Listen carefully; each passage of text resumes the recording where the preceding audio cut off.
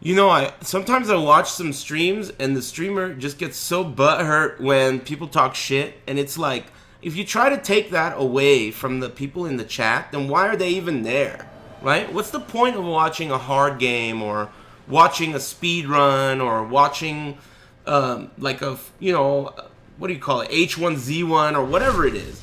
There's no point in watching it if when someone loses, you can't like together talk shit, right? That's what you do.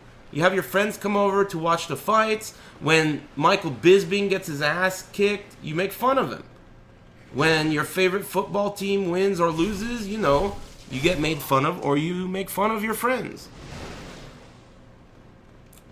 That's part of why I think Street Fighter 4 is more, or was more fun to watch, because people were so much more invested in it emotionally. And I think that's because the game was just older, and an older game means people are better at it and there's more history to it.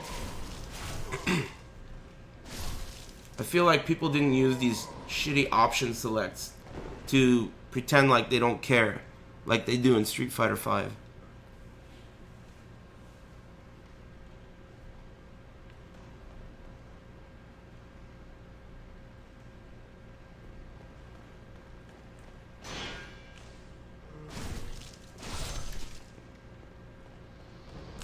I mean, if you think about Street Fighter 4, right? If you think about how many fighting games out there in the history of time have been that competitive for that amount of money, that are so old, Street Fighter 4 was being played at a high level for lots of money when it was like 8 years old or some shit, right?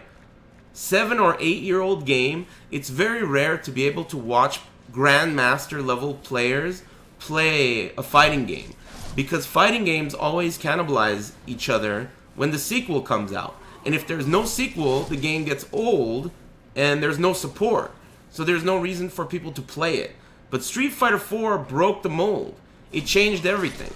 Street Fighter 4 was an 8-year-old game, and it was the most popular game at every tournament.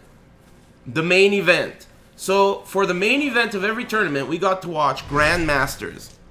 We got to watch grandmasters, people who have been playing the game for almost 10 years, fight against each other, and that produced really, really, like, it wasn't even that the matches were so great, it was that the stories were great.